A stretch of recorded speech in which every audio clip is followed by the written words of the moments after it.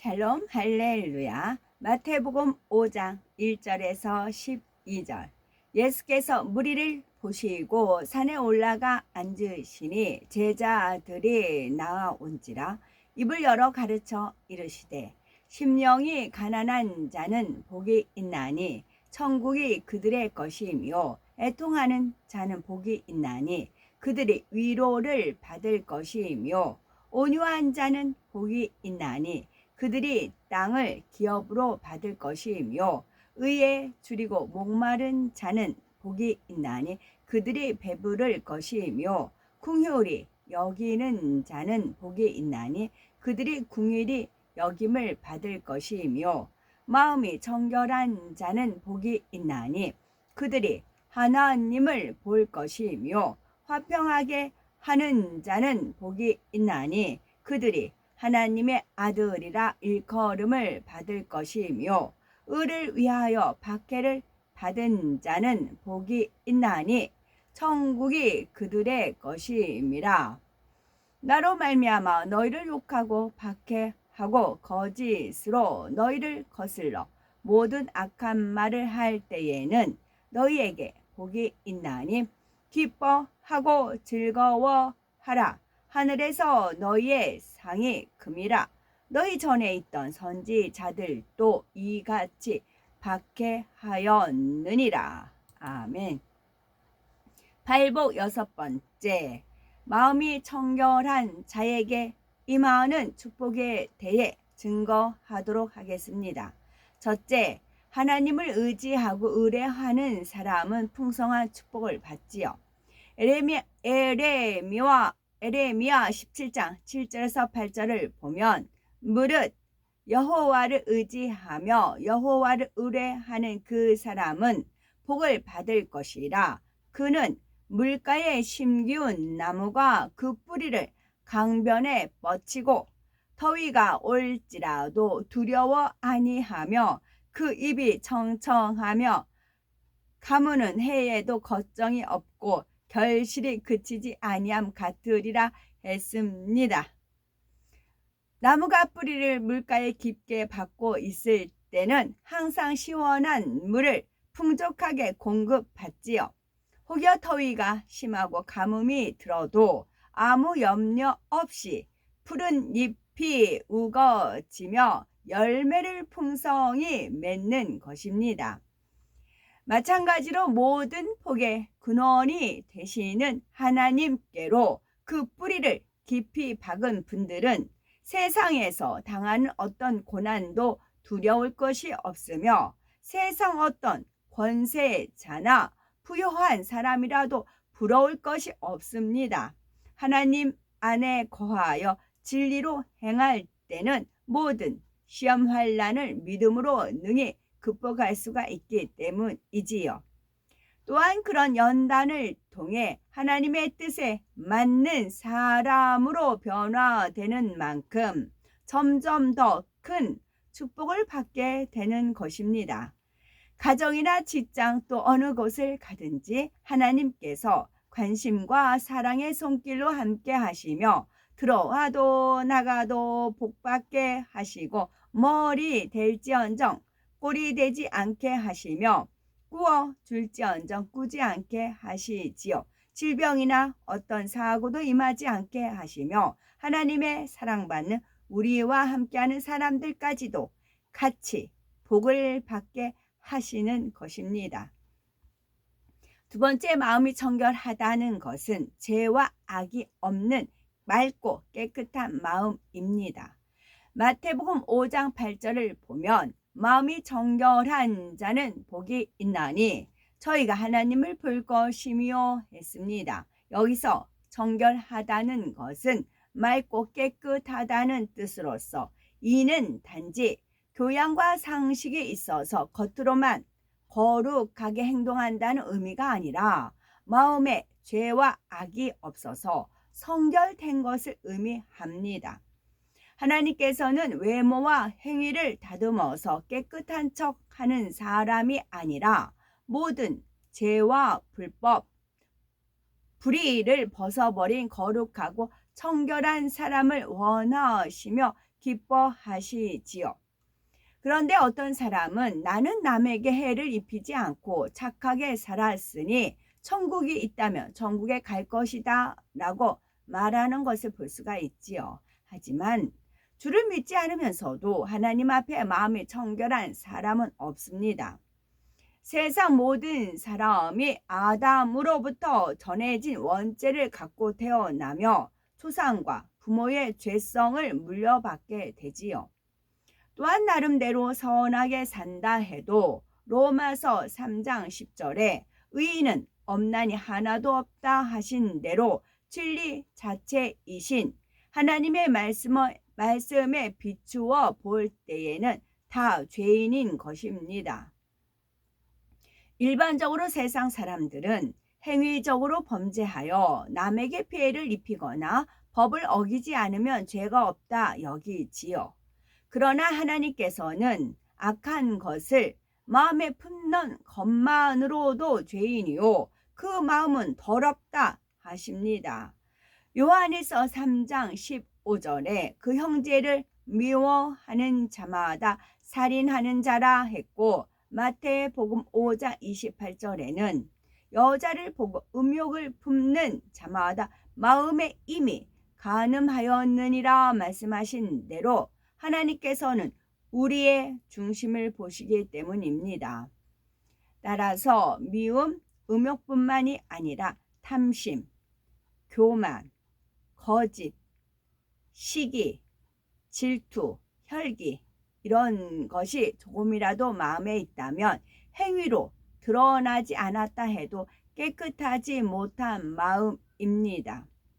하나님께서는 우리가 겉으로 드러나는 행위적인 죄악들 뿐만이 아니라 이러한 마음 속의 죄까지도 다 벗어버리고 청결한 마음을 갖기 원하십니다.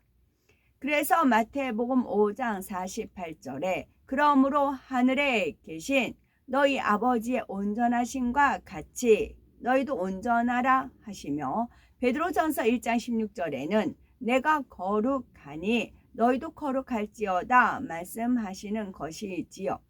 다투고 혈기 내던 사람은 혈기를 버리고 온유한 사람으로 변해야 합니다. 또한 교만한 사람은 낮아지고 섬기며 미움과 시기 질투가 있는 사람은 원수까지 사랑하는 마음으로 변화되어야 하지요. 이렇게 마음의 죄와 악을 버리고 진리로 채워가는 만큼 청결한 마음이 되어가는 것입니다.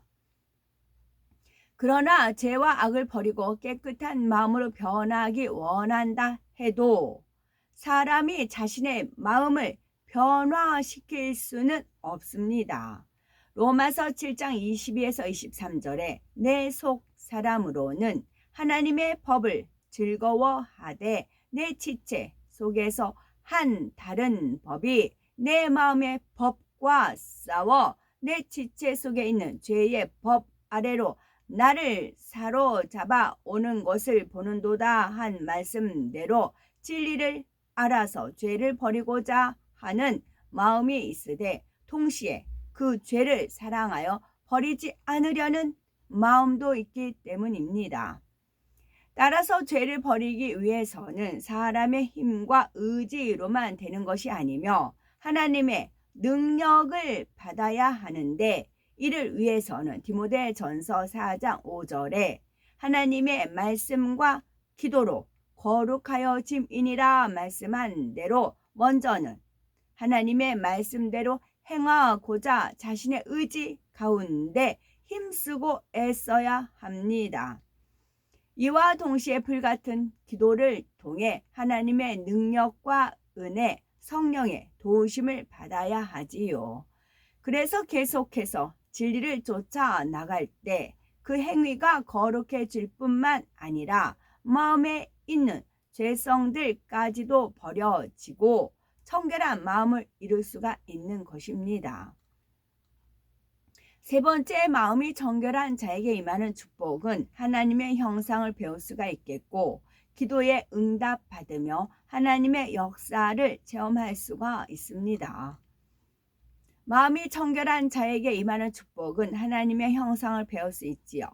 구약 성경 사사기 13장 22절에 보면 삼손의 아버지 마노아가 여호와의 사자를 보고 우리가 하나님을 보았으니 반드시 죽으리로다 하였고, 요한복음 1장 18절에는 본래 하나님을 본 사람이 없으되 아버지 품속에 있는 독생하신 하나님이 나타내셨느니라 하여 하나님을 본 사람이 없다 했습니다. 그런데 출애굽기 33장 11절에는 온유함이 지면의 모든 사람보다 승했던 모세에 대하여 사람이 그 친구와 이야기함 같이 여호와께서는 모세와 대면하여 말씀하셨다 했으며, 또 에녹은 300년간 하나님과 동행했다 했습니다. 그러면 왜 어떤 사람은 하나님을 뵙지 못한다 하고 심지어 하나님을 뵙게 되면 죽는다 하는데, 반면에 어떤 사람은 대면하여 말하거나 동행하기까지 하는 것일까요? 이는 바로 청결한 마음, 맑고 깨끗한 마음이 되면 하나님을 배울 수 있는 것이고, 죄와 악으로 마음이 더러운 사람은 하나님을 배울 수가 없는 것이지요. 요한 3서 11절에도 사랑하는 자여 악한 것을 본받지 말고 선한 것을 본받으라. 선을 행하는 자는 하나님께 속하고 악을 행하는 자는 하나님을 배웁지 못하였느니라고 말씀하신 대로 우리가 마음이 정결하여 선을 행하는 자가 되면 하나님을 배울 수가 있는 것입니다. 이렇게 하나님을 뵙고 대화도 나누며 동행할 수 있다면 참으로 큰 축복이지요. 또한 마음이 청결한 자가 임하는 축복에는 기도의 응답을 받으며 하나님의 역사를 체험할 수가 있습니다. 하나님을 볼 것이라는 말씀에는 단지 영의 눈으로 하나님의 형상을 본다는 뜻만 있는 것이 아닙니다. 하나님께 간구하여 마음의 소원에 응답받는다는 의미도 담겨 있는 것이지요.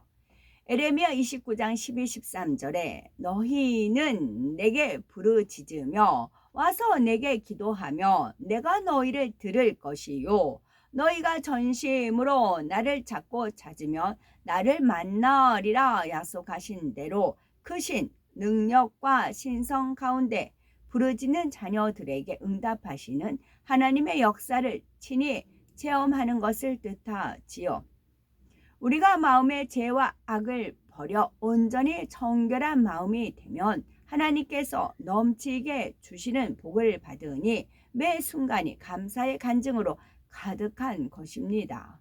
그런데 어떤 사람은 하나님을 막 영접해서 진리 안에 살지 못하는데도 마음의 소원에 응답받는 경우가 있지요. 마음이 온전히 청결하지 못하여 30, 50 혹은 80% 이루었다 해도 각각의 분량만큼 하나님을 만나고 체험하는 것입니다. 비유를 들어서 부모가 아무리 재산이 많으며 그 자녀를 사랑한다 해도 어린아이에게 수천만 원씩 용돈을 줄 수는 없지요. 반면에 장성하여 부모의 마음에 꼭 맞고 그 뜻에 합당하게 행하는 자녀들에게는 요청하는 대로 얼마든지 줄 수가 있습니다. 그러나 아직 어린 자녀라 해도 특별히 사랑스럽게 보이거나 칭찬받을 만한 일을 했을 때, 또 그 아이의 성장에 꼭 필요한 것을 사야 할 때는 그 나이에 맞게 용돈을 줄 수가 있지요. 이처럼 아직 온전히 성결한 마음이 아닐 때라도 그 믿음의 분량대로 아버지를 기쁘시게 하는 만큼 하나님께서 주시는 은혜를 잊게 됩니다. 간절히 기도하는 대로 크고 작은 소원들을 응답받을 수가 있고, 방언이나 각종 성령의 은사들을 받아 하나님의 살아계심을 체험하게 되지요. 이런 체험들 속에서 충만함을 얻으며 점점 더 깨끗한 마음을 이루어 가는 것이며 하나님을 볼 것이며 하는 축복의 말씀이 부분적으로나마 임하게 되는 것입니다. 그러나 하나님을 정녕 사랑하는 사람이라면 이렇게 어린아이 같은 믿음에 만족할 것이 아닙니다.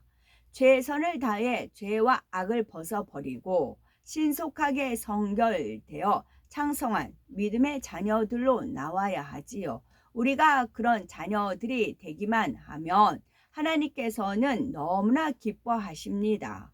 대초로부터 헤아릴 수 없는 무수한 세월 동안 많은 애통과 고뇌 가운데서도 인간을 경작하신 목적을 바로 우리를 통해 이루셨기 때문이지요. 그런 우리에게 하나님께서는 전능하신 하나님의 모든 권능으로 매 순간 응답과 축복을 체험케 하시는 것입니다. 고린도후서 1장 7절을 보면 그런즉 사랑하는 자들아 이 약속을 가진 우리가 하나님을 두려워하는 가운데서 거룩함을 온전히 이루어 육과 영의 온갖 더러운 것에서 자신을 깨끗게 하자 하여 마음의 모든 더러움을 내어 버리고 자신을 깨끗하게 할 것을 말씀하고 있습니다. 그러므로 모든 더러움을 다 벗어버리고 수정같이 맑고 아름다운 마음을 이루어 능히 하나님을 배우며 성령의 음성을 밝히 들을 수 있어야 되겠고, 그리하여서 이 땅에서 시냇가에 심은 나무와 같이 만사 형통함을 입으며 하늘에서도 새 예루살렘에서 항상 아버지 하나님의 형상을 배울 수 있는 우리가 되어야 되겠죠. 아멘.